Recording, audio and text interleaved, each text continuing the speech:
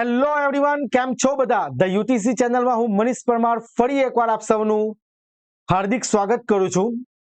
તો junior નિરીક્ષકની exam જે 3 August 2025 ના રોજ જે કન્ડક્ટ થઈ હતી, ત્યાર પછી આપણે ધ યુટીસી ચેનલ પર એક વિડીયો બનાવેલો હતો કે જેમાં આપણે ગૂગલ ફોર્મ શેર કરેલું વિડીયોના માધ્યમ દ્વારા, કે જેની અંદર આપણે બધા સ્ટુડન્ટને કીધું હતું કે જે તમારા માર્ક્સ થાય છે આફ્ટર આન્સર કી, જે આન્સર કી રિલીઝ થઈ પછી, બરાબર, જે તમારા ફાઇનલ માર્ક્સ થાય છે તમે ફિલ કરો અને એના બેઝિસ પર રિસ્પોન્સના આધાર પર આપણે એક કટ ઓફ પ્રેડિક્શન કરતો એક વિડીયો બનાવીશું.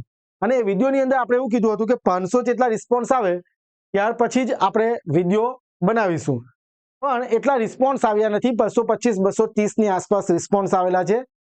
ધ યુટીસી ના કોર્સ સાથે પીડીએફ મટીરિયલ, ટેસ્ટ સિરીઝ, બધી જ વસ્તુ થઈને 450 થી 550 વિદ્યાર્થી ધ યુટીસી સાથે જોડાયેલા હતા, કોર્સ દ્વારા, પીડીએફ દ્વારા, ટેસ્ટ સિરીઝ દ્વારા. પણ બધાએ રિસ્પોન્સ ભરેલા નથી. ઓકે, આપણે કોઈને ફોર્સ પણ કરી શકીએ નહીં, બરાબર. કોઈ વિદ્યાર્થીએ જાહેર નહીં કરવા હોય માર્ક, અથવા કોઈના વિદ્યાર્થીના માર્ક્સ ઓછા થતા હોય, બરાબર છે, એટલે બધા વિદ્યાર્થીએ રિસ્પોન્સ આપેલા નથી. અને જ્યારથી વિડીયો અપલોડ કર્યો ત્યાર પછી ઘણા વિદ્યાર્થીઓ મેસેજ કરે, કોલ કરે છે, કમેન્ટ કરે. હું તમને બતાવું કેટલી કમેન્ટ છે કે સર રિસ્પોન્સ ન, તમે વિડીયો નથી બનાવતા. આપણે વિડીયો ક્યારે બનાવીએ? જ્યારે રિસ્પોન્સ આવે તો આપણે એક એક્યુરેટ પ્રેડિક્શન કરી શકીએ. પ્રેડિક્શન જ કરવાના છે પણ થોડું નિયરલી ઇક્વલ ટુ એક્યુરેટ કરી શકીએ, બરાબર છે. પણ ઘણા બધા કારણોના કોઈના હશે કોઈ જે રિસ્પોન્સ આપવા માટે રેડી નથી. પણ જેટલા રિસ્પોન્સ આવેલા છે એના બેઝિસ પર હું તમને રિસ્પોન્સ પણ બતાવીશ. ત્યારબાદ એક સમરાઇઝ ટેબલ બનાવેલું છે, મેક્સિમમ માર્ક, મિનિમમ માર્ક, અને ત્યાર પછી એક પ્રેડિક્શન કટ ઓફ, આપણી જે એડવર્ટાઇઝમેન્ટ નંબર છે 253 2024-25 જુનિયર નિરીક્ષક, એનું એક પ્રેડિક્શન કટ ઓફ આપણે તમારી સામે રજૂ કરીશું. તો વિડીયો સ્ટાર્ટ કરવા પહેલા જે વિદ્યાર્થીઓ ચેનલ પર નવા હોય અને ચેનલમાં વિડીયો ફર્સ્ટ ટાઈમ જોઈ રહ્યા હોય તો વિડીયોને પહેલા તો લાઈક કરજો અને સૌથી વધારે શેર કરો અને ચેનલને ખાસ સબસ્ક્રાઇબ કરી દેજો. એનું કારણ છે કે આપણે 10,000ની નજીક પહોંચવાની તૈયારીમાં છે, બરાબર. તો જો તમે ચેનલ સબસ્ક્રાઇબ કરી દેશો તો 10,000 સુધી આપણે પહોંચી જઈશું. ઓકે, 9.6K સબસ્ક્રાઇબર તો છે જ. તમે સબસ્ક્રાઇબ કરશો તો આપણે 10,000 સુધી પહોંચી શકશું. ઓકે, તો પહેલા તો અહીંયા જોઈ લઉં કે આપણે જે વિડીયો બનાવેલો હતો ને એની અંદર 4.8K view, nearly equal to 5,000 view છે. 119 કમેન્ટ છે પછી ટોટલ બધી થઈને.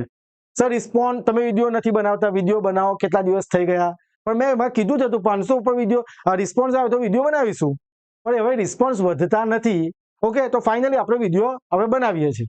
ઓકે, તો જોઈએ આપણા જે રિસ્પોન્સ આવેલા હતા એની અંદર મેં કેટેગરી વાઇઝ અલગ કરેલું છે.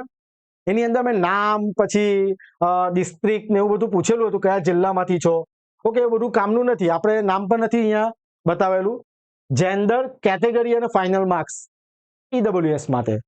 ઓકે, પિંક, જે ઓરેન્જ કલર છે તે ફિમેલ કેટેગરી અને જે બ્લુ કલર છે તે મેલ કેટેગરી, જેન્ડર માટે. ઓકે, જો ફિમેલ ઈડબ્લ્યુએસ 112 મેક્સિમમ અને મિનિમમ કેટલા છે? 104. બે જ રિસ્પોન્સ આવેલા છે. સેમ વસ્તુ મેલ ઈડબ્લ્યુએસ કેટેગરી મેક્સિમમ 159 અને મિનિમમ 94. આપણે એક સમરાઇઝ ટેબલ છે. એક વસ્તુ બીજું ઓબ્ઝર્વ એ કરવામાં આવેલું છે, ઘણા બધા વિદ્યાર્થીઓના માર્ક 110 થી 120 વચ્ચે છે. બહુ બધા વિદ્યાર્થી, સમજો કેટલા બધા આમાં છે ને રિસ્પોન્સ નથી આપેલા, પણ ફોન આવેલા છે, મેસેજ સાથે વાતચીત થઈ છે, મેસેજમાં કે આટલા માર્ક્સ થાય છે. તો મારા અંદાજા મુજબ ઘણા બધા વિદ્યાર્થીઓ એવા છે કે જેને 110 થી 120 વચ્ચે માર્ક્સ છે.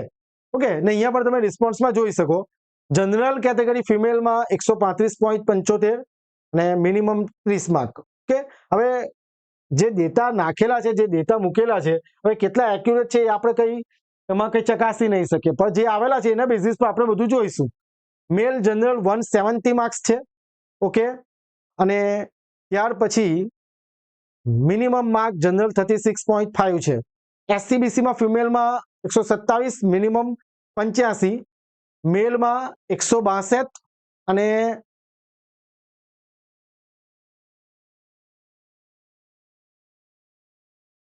મિનિમમ 61 છે.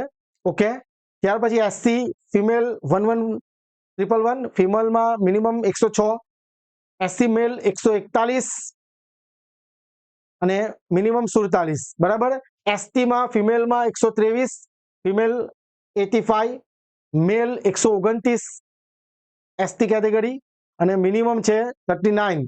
એવી રીતે PH માંથી 2 મેલ કેન્ડિડેટના રિસ્પોન્સ આવેલા છે, બરાબર. આટલા રિસ્પોન્સ આવેલા છે આપણા ગૂગલ ફોર્મના માધ્યમથી, બરાબર છે. હવે મેં આની અંદર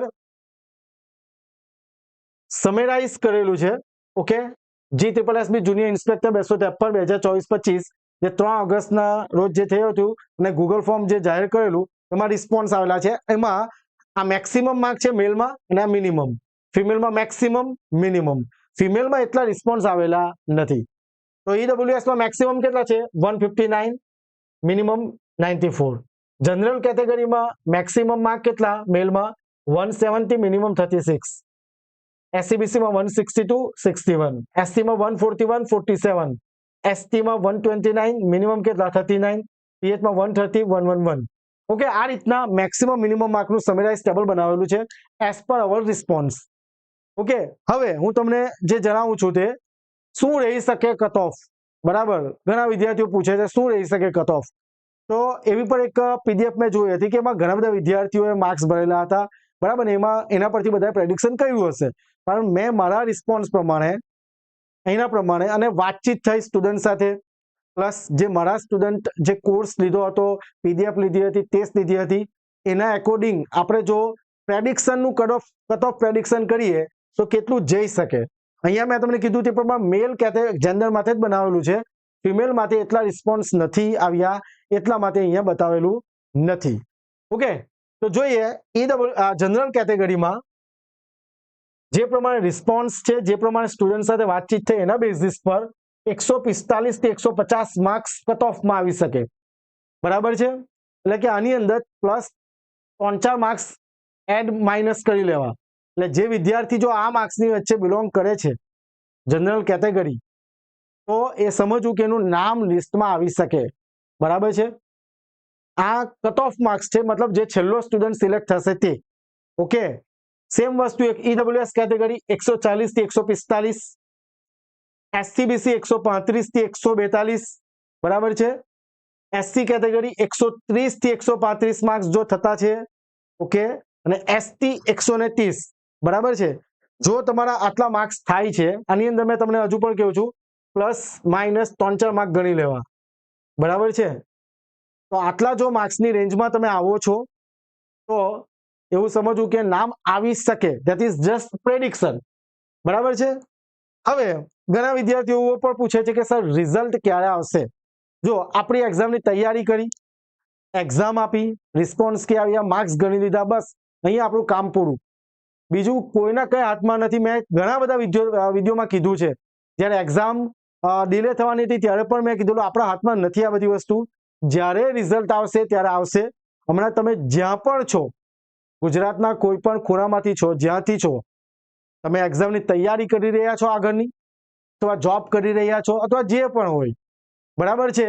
તો તે લાઈફને આગળ વધારો, તૈયારી કરો, જોબ કરો, બરાબર. રિઝલ્ટ હવે આપણા હાથમાં નથી. જ્યારે આવશે, નામ હશે તો ડોક્યુમેન્ટ વેરીફાઈ કરાવીશું, અધરવાઇઝ જે આપણે લાઈફમાં આગળ કરવા ઈચ્છીએ છીએ તે કરીશું. સમજાય છે વાતમાં? એટલે પ્લીઝ આવા ક્વેશ્ચન પર નહીં પૂછો કે રિઝલ્ટ ક્યારે આવશે. જો ઘણા રિઝલ્ટ એવા છે કે જો આવ્યા નથી તો આપણું વાર લાગશે, અથવા તો જે હશે તે. સમજાય છે? હજુ ફાઇનલ આન્સર કી આવશે એ બધું થોડું ઘણું ચેન્જીસ થશે.